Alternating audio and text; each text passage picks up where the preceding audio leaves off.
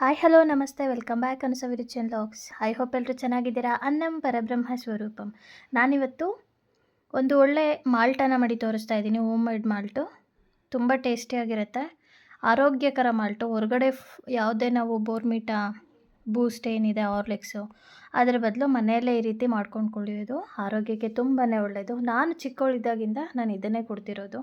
ನಾನು ಯಾವುದೇ ಬೂಸ್ಟು ಬೋರ್ಮಿಟಾ ಏನು ಕುಡ್ದಿಲ್ಲ. ನನ್ನ ಮಕ್ಳಿಗೂ ಕೂಡ ನಾನು ಇದೇ ಕೊಡ್ತಾ ಇರೋದು. ತುಂಬ ಹೆಲ್ತಿಯಾಗಿರುತ್ತೆ. ಇದಕ್ಕೆ ಏನೇನೆಲ್ಲ ಇಂಗ್ರೀಡಿಯೆಂಟ್ ಹಾಕ್ತೀವಿ, ಯಾವ ರೀತಿ ಮಾಡೋದು ಅಂತ ನೋಡೋಣ ಬನ್ನಿ. ಮೊದಲಿಗೆ ನಾನು ರಾಗಿಯನ್ನು ತೊಗೊಂಡಿದ್ದೀನಿ. ರಾಗಿಯನ್ನು ನೀಟಾಗಿ ತೊಳೆದು ಬಿಸಿಲಲ್ಲಿ ಒಣಗಿಸಿದ್ದೀನಿ. ರಾಗಿ ಪೋಷಕಾಂಶಗಳಿಂದ ಸಮೃದ್ಧವಾಗಿರುವಂಥ ಒಂದು ಧಾನ್ಯ ಆಗಿದೆ. ಇದು ರಕ್ತದೊತ್ತಡನ ಕಂಟ್ರೋಲ್ ಮಾಡುತ್ತೆ, ಜೊತೆಗೆ ತೂಕ ನಿಯಂತ್ರಣಕ್ಕೆ ಸಹಾಯಕಾರಿಯಾಗಿದೆ. ರಾಗಿಯಲ್ಲಿ ನಾರಿನಂಶವಿರುವ ಕಾರ್ಬೋಹೈಡ್ರೇಟ್ಗಳಿವೆ. ಸೊ ಇದರಿಂದ ಮೆಟಬಾಲಿಸಮ್ ಚೆನ್ನಾಗಿರುತ್ತೆ, ಜೊತೆಗೆ ಕಾನ್ಸ್ಟಿಪೇಷನ್ ಪ್ರಾಬ್ಲಮ್ ಕೂಡ ಇರೋದಿಲ್ಲ. ಗೋಧಿ ಮತ್ತು ಹೆಸರು ಕಾಳು ಮತ್ತು ಕಡಲೆಕಾಳನ್ನು ತೊಗೊಂಡಿದ್ದೀನಿ. ಇದನ್ನು ಅಷ್ಟೇ ನೀರಲ್ಲಿ ನೆನೆಸಿ 2-3 ಅವರ್ ನೆನೆಸಿ ನಾನು ವಾಶ್ ಮಾಡಿ ಒಣಗಿಸಿ ಚೆನ್ನಾಗಿ ಒಣಗಿದ ಮೇಲೆ ಇದನ್ನು ನಾನು ಉರಿಯೋದಕ್ಕೆ ತೊಗೊಂಡಿದ್ದೀನಿ. ಸಾಕಷ್ಟು ವೈಟಮಿನ್ಸ್ಗಳಿದೆ ಇದರಲ್ಲೆಲ್ಲ. ಇದನ್ನು ಮೊಳಕೆ ಕೂಡ ಮಾಡಿ ನಾವು ಉಪಯೋಗಿಸ್ಬೋದು. ಜೊತೆಗೆ ರಾಗಿನಲ್ಲಿ ಗ್ಲೂಕೋಸ್ ಮಟ್ಟನ ಕಡಿಮೆ ಮಾಡೋದಕ್ಕೆ ಸಹಾಯ ಮಾಡುತ್ತೆ. ಕಬ್ಬಿಣ ಅಂಶದಿಂದ ಹೇರಳವಾಗಿದೆ ಈ ರಾಗಿ. ಸೊ ಮಹಿಳೆಯರಿಗೆ ಇದು ತುಂಬಾ ಎಕೋ ಫ್ರೆಂಡ್ಲಿ ಆಗಿದೆ, ಜೊತೆಗೆ ಉಪಯುಕ್ತ ಕೂಡ ಅಂತ ಹೇಳ್ಬೋದು. ರಾಗಿಯಲ್ಲಿ ಕ್ಯಾಲ್ಸಿಯಂ ಅಂಶ ಅಧಿಕವಾಗಿದೆ. ಇದು ನಿಯಮಿತವಾಗಿ ನಾವು ರಾಗಿನ ಸೇವನೆ ಮಾಡೋದ್ರಿಂದ ಮೂಳೆಗಳು ಕೂಡ ಸದೃಢವಾಗುತ್ತೆ. ಸೊ ಇದು ವೆಯ್ಟ್ ಲಾಸಿಗೆ ತುಂಬಾ ಯೂಸ್ಫುಲ್ ಅಂತ ಹೇಳ್ಬೋದು ರಾಗಿ. ಹೊಸದಾಗಿ ಯಾರಾದರೂ ನನ್ನ ಚಾನಲನ್ನು ನೋಡ್ತಾ ಇದ್ದರೆ ಸಬ್ಸ್ಕ್ರೈಬ್ ಮಾಡ್ಕೊಂಡು ನೋಡಿ, ಪಕ್ಕದಲ್ಲಿರೋವಂಥ ಬೆಲ್ಲೈಕನ್ ಕ್ಲಿಕ್ ಮಾಡಿ ನನ್ನ ಎಲ್ಲ ವಿಡಿಯೋ ನೋಟಿಫಿಕೇಷನ್ ಕೂಡ ನೀವು ಪಡಿಬೋದು. ಹಾಗೆಯೇ ನಾನು ರಾಗಿ, ಗೋಧಿ ಮತ್ತು ಕೆಂಪಕ್ಕಿ ಏನು ಬರುತ್ತೆ, ರೆಡ್ ರೈಸು, ಅದನ್ನು ಕೂಡ ಯೂಸ್ ಮಾಡ್ತಾಯಿದ್ದೀನಿ.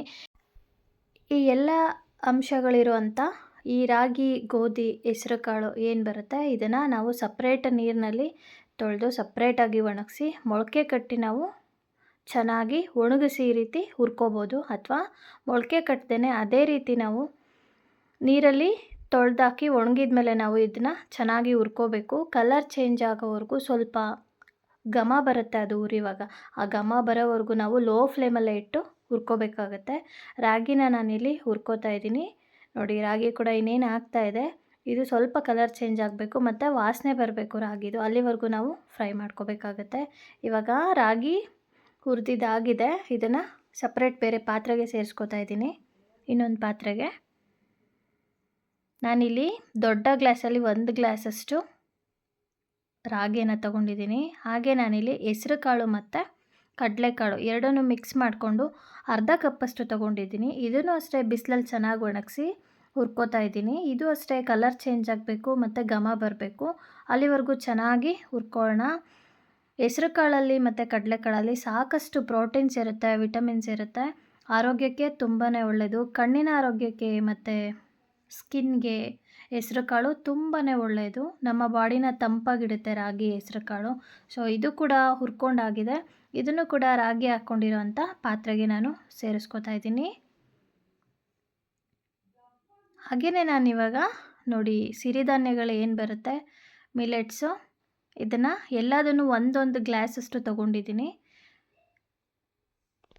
ನಾನಿಲ್ಲಿ 1/4 kg ತೊಗೊಂಡಿದ್ದೀನಿ ಪ್ರತಿಯೊಂದೂ. ಅದರಲ್ಲಿ ನಾನು 1 ಗ್ಲಾಸಷ್ಟು ತೊಗೊಂಡಿದ್ದೀನಿ. ರಾಗಿಯ 1/4 ಭಾಗ ನಾವು ಸಿರಿಧಾನ್ಯನ ಬಳಸ್ತಾ ಇದ್ದೀವಿ. ನೋಡಿ, ಒಂದೊಂದೇ ಐಟಮ್ನ ನಾನು ಇಲ್ಲಿ ಲೋ ಫ್ಲೇಮಲ್ಲಿ ಇಟ್ಟು ಹುರ್ಕೋತಾ ಇದ್ದೀನಿ. ಪ್ರತಿಯೊಂದನ್ನು 7 ಸಿರಿಧಾನ್ಯಗಳನ್ನ ಉಪಯೋಗಿಸ್ತಾ ಇದ್ದೀನಿ. ಕಾಫಿ ಟೀ ಕುಡಿಯೋರು ಕಾಫಿ ಟೀನ ಸ್ಕಿಪ್ ಮಾಡಿ ಈ ರೀತಿ ಒಂದು ಹೆಲ್ತಿಯಾದ ಮಾಲ್ಟನ್ನು ಮನೆಯಲ್ಲೇ ಮಾಡಿಕೊಂಡು ಕುಡಿಬೋದು. ಆರೋಗ್ಯಕ್ಕೆ ತುಂಬಾ ಒಳ್ಳೆಯದು. ಜೊತೆಗೆ ಗ್ಯಾಸ್ಟ್ರಿಕ್ ಸಮಸ್ಯೆ ಇರೋದಿಲ್ಲ, ಜೀರ್ಣಕ್ರಿಯೆಗೆ ಸಹಾಯ ಆಗುತ್ತೆ. ಈ ಮಾಲ್ಟನ್ನು ಕುಡಿಯೋದ್ರಿಂದ ಆರೋಗ್ಯಕ್ಕೆ ತುಂಬಾ ಒಳ್ಳೆಯದು. ನಿದ್ದೆ ಬರಲ್ಲ ಅಂತ ಅನ್ನೋರು ಕೂಡ ಇದನ್ನ ಕುಡಿಯೋದ್ರಿಂದ ಒಳ್ಳೆ ನಿದ್ದೆ ಕೂಡ ಬರುತ್ತೆ. ನೋಡಿ, ಈ ರೀತಿ ಲೋ ಫ್ಲೇಮಲ್ಲೇ ಇಟ್ಟು ನಾವು ಇದನ್ನು ಹುರ್ಕೋಬೇಕಾಗತ್ತೆ, ಇಲ್ಲ ಅಂದರೆ ಸೀದೋಗ್ಬಿಡುತ್ತೆ. ಇದೆಲ್ಲ ಚಿಕ್ಕ ಚಿಕ್ಕ ಐಟಮ್ ಅಲ್ವಾ, ಸೊ ಹಾಗಾಗಿ ಲೋ ಫ್ಲೇಮಲ್ಲೇ ನಾವು ಹುರ್ಕೋಬೇಕಾಗುತ್ತೆ. ಕೈ ಬಿಡ್ದೇ ತಿರುಗಿಸ್ಕೊತಾ ಇರಬೇಕು. ಸ್ವಲ್ಪ ಕಲರ್ ಚೇಂಜ್ ಆಗೋವರೆಗೂ ಎಲ್ಲ ಐಟಮ್ನು ನಾವು ಹುರ್ಕೋಬೇಕಾಗತ್ತೆ. 7 ಸಿರಿಧಾನ್ಯ ಏನು ಬರುತ್ತೆ ಅಷ್ಟನ್ನು ನಾನು ಉಪಯೋಗಿಸ್ತಾ ಇದ್ದೀನಿ. ಇಲ್ಲಿ ನಾವು ಬೇಕಂದರೆ ಜೀರಿಗೆನ ಸೇರಿಸ್ಕೋಬೋದು, ಧನಿಯಾನ ಸೇರಿಸ್ಕೋಬೋದು ಅಥವಾ ಕರಿಬೇವನ್ನು ಸೇರಿಸ್ಕೋಬೋದು. ಹಾಗೆಯೇ ನಾವಿಲ್ಲಿ ಕಡಲೆ ಬೀಜ ಕೂಡ ಹುರಿದು ಸೇರಿಸ್ಕೋಬೋದು. ಸೊ ಕಡಲೆ ಬೀಜನ ಯೂಸ್ ಮಾಡೋದಾದರೆ ನಾವು ಕಡಿಮೆ ಅಂದರೆ ಸ್ವಲ್ಪ ಮಾಡ್ಕೋಬೇಕಾಗತ್ತೆ. ಚಿಕ್ಕ ಬಾಕ್ಸಿಗೆ ಎತ್ತಿಟ್ಕೊಂಡು ಫ್ರಿಜ್ಜಲ್ಲಿ ಸ್ಟೋರ್ ಮಾಡ್ಕೋಬೇಕಾಗತ್ತೆ. ಕಡಲೆ ಬೀಜ ಹಾಕೋದ್ರಿಂದ ಬೇಗ ಇದು ಕೆಡೋ ಅಂಥ ಚಾನ್ಸಸ್ ಇರುತ್ತೆ. ಸೊ ಸಪ್ರೇಟಾಗಿ ನಾವು ಕಡಲೆ ಬೀಜನ ಹುರಿದು ಮನೆಯಲ್ಲೇ ಪೌಡರ್ ಮಾಡಿಕೊಂಡು ಚಿಕ್ಕ ಬಾಕ್ಸಿಗೆ ಮಿಕ್ಸ್ ಮಾಡ್ಕೋಬೇಕಾಗತ್ತೆ. ಇದಕ್ಕೆ ಡ್ರೈ ಫ್ರೂಟ್ಸ್ ಕೂಡ ಸೇರಿಸ್ಕೋಬೋದು. ನಾನು ಆಲ್ರೆಡಿ ಡ್ರೈ ಫ್ರೂಟ್ಸ್ ಪೌಡರನ್ನು ಮಾಡ್ಕೊಂಡಿರೋದ್ರಿಂದ ಇದಕ್ಕೆ ಯಾವುದೇ ಡ್ರೈ ಫ್ರೂಟ್ಸ್ ಸೇರಿಸ್ತಾ ಇಲ್ಲ. ಮಕ್ಕಳು ತಿಂಡಿ ತಿಂದಿಲ್ಲ ಅಂತ ಅಂದಾಗ ಸ್ಕೂಲ್ಗೆ ಹೋಗೋ ಟೈಮಲ್ಲಿ ನಾವು ಅವ್ರು ಎಷ್ಟಾದರೂ ತಿಂಡಿ ತಿನ್ನಲಿ 1 ಗ್ಲಾಸು ಅಥವಾ ಅರ್ಧ ಗ್ಲಾಸು ಈ ಮಾಲ್ಟನ್ನು ಕೊಟ್ಟರೆ ಅವರ ಮೀಲ್ ಕಂಪ್ಲೀಟ್ ಆಗುತ್ತೆ. ಜೊತೆಗೆ ಸಾಕಷ್ಟು ವಿಟಮಿನ್ಸ್, ಮಿನರಲ್ಸ್, ಫೈಬರ್ಸ್ ಏನೆಲ್ಲ ಬೇಕೋ ಎಲ್ಲ ಪೌಷ್ಟಿಕಾಂಶಗಳು ನಮಗೆ ಈ ರಾಗಿ ಮಾಲ್ಟಿಂದನೇ ಸಿಗುತ್ತೆ. ಸೊ ಊಟ ತಿಂಡಿಗೆ ಫೋರ್ಸ್ ಮಾಡೋವಂಥ ಅವಶ್ಯಕತೆಯೇ ಇರಲ್ಲ. 1 ಗ್ಲಾಸ್ ಈ ಮಾಲ್ಟನ್ನು ಕುಡಿಸಿದ್ರೆ ಕಂಪ್ಲೀಟಾಗಿ ಹೋಗುತ್ತೆ. ನೋಡಿ ಈ ರೀತಿ ಎಲ್ಲ ಐಟಮ್ನು ಕೂಡ ನಾನು ಹುರ್ಕೋತಾ ಇದ್ದೀನಿ. ನಮ್ಮ ಮನೆಯಲ್ಲೂ ಕೂಡ ಮಕ್ಕಳು ಇದನ್ನು ಖುಷಿಪಟ್ಟು ಕುಡಿತಾರೆ. ಹಾಲಿಡೇಸ್ ಇದ್ದಾಗ ಮಾತ್ರ ತಿಂಡಿ ಲೇಟ್ ಆಗುತ್ತೆ ಮನೆಯಲ್ಲಿ. ಅವರು 7:30ಗೆ ತಿಂಡಿ ತಿಂದು ಅಭ್ಯಾಸ ಇರುತ್ತಲ್ವ. ಸೊ ಅಂಥ ಟೈಮಲ್ಲಿ ನಾನು ಬೆಳಗ್ಗೆ ಟೈಮು 1 ಗ್ಲಾಸ್ ಮಾಲ್ಟನ್ನು ಕೊಡ್ತೀನಿ. ಸ್ಕೂಲ್ಗೆ ಹೋಗೋದಿದ್ದಾಗ ತಿಂಡಿ ಆದಮೇಲೆ ಸ್ವಲ್ಪ ಕೊಟ್ಟರೆ ಅವರು ಸರಿಯಾಗಿ ತಿಂಡಿ ತಿಂದಿಲ್ಲ ಅಂದರೂ ಕೂಡ ಈ ಮಾಲ್ಟನ್ನು ಕುಡಿದ್ರೆ ಹೆಲ್ತಿಯಾಗಿರುತ್ತೆ ಮತ್ತು ಅವ್ರಿಗೆ ಹೊಟ್ಟೆ ಕೂಡ ತುಂಬುತ್ತೆ.